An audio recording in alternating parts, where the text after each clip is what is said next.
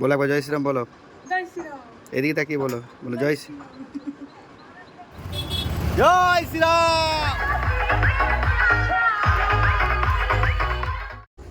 যেহেতু আজ রামনবমী, তাই রামনবমীর সকালে সকল সম্প্রদায়ের মানুষকে রামনবমীর অনেক শুভেচ্ছা, অভিনন্দন, ভালোবাসা। যেহেতু আজ রামনবমীর, সেহেতু ম্যাডাম সকাল সকাল ঘুম থেকে উঠে পড়েছে, কারণ কারণ তার দাবি সকালের যাবতীয় কাজ বা রাম বা হনুমানজির ফ্ল্যাগ টাঙানো থেকে সমস্ত কাজ নিজের হাতেই করবে। তো আমাকে হাতও দিতে দেয়নি, তো নিজেই রেডি করছে, ও নিজেই বারান্দায় লাগাবে, নিজেই সব কিছু করবে বলেছে।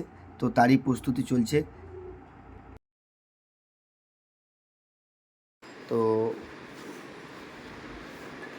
ম্যাডাম আমার থেকেও আরও বেশি মানে অ্যাকচুয়ালি এক্সাইটেড, রামপ্রেমী। আমরা আমরা পরিবারের সকলেই রামপ্রেমী, বাট ম্যাডাম আরও বেশি।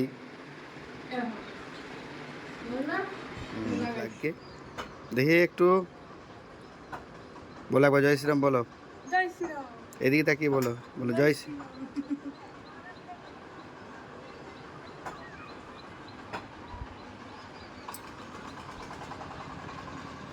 সত্যি বলতে আমরা যারা রামপ্রেমী তাদের কাছে একটা ছবি একটা আলাদা রকম অনুভূতি, যেটা বলে বোঝানো যায় না। জয় শ্রীরাম। তো আমরা এখন চলে এসেছি দাসপুরের বেলিয়াঘাটাতে। বেলিয়াঘাটা থেকে একটি রামনবমীর মহা মিছিলের আয়োজন করা হয়েছে।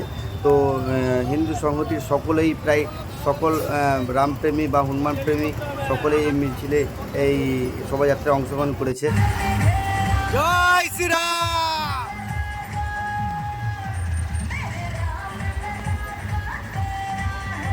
এই শোভাযাত্রাটি বেলিয়াঘাটা থেকে দাসপুর হইতে গৌড়া অবধি যাওয়ার যাওয়ার পরিকল্পনা আছে। তো তারই উদ্দেশ্যেই সকল রামপ্রেমী তাদের যাত্রাপথে রওনা দিয়েছে। তো তারই চিত্র তোমাদের সামনে একটা তুলে ধরলাম।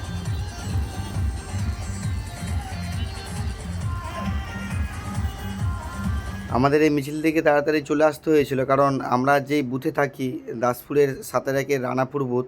তো সেই বুথে আমরা বিকেল দিকে একটি রামনবমীর শোভাযাত্রা পালন করব। তারই উদ্দেশ্যে বক্স বাঁধা থেকে শুরু করে যাবতীয় কাজ চলছে, তারই চিত্র দেখতেই পাচ্ছ তোমরা। রামনবমীর এই শোভাযাত্রায় মিলিত হয়েছে অগণিত মায়েরা, বোনেরা। তো এটা আমাদের কাছে একটা আনন্দের দিন, যেহেতু প্রভু রাম, তার রামের শোভাযাত্রায় আমাদের এই শোভাযাত্রায় অংশ নিয়েছে বহু মানুষ। তো তারই বিভিন্ন চিত্র তোমাদের সামনে তুলে ধরলাম।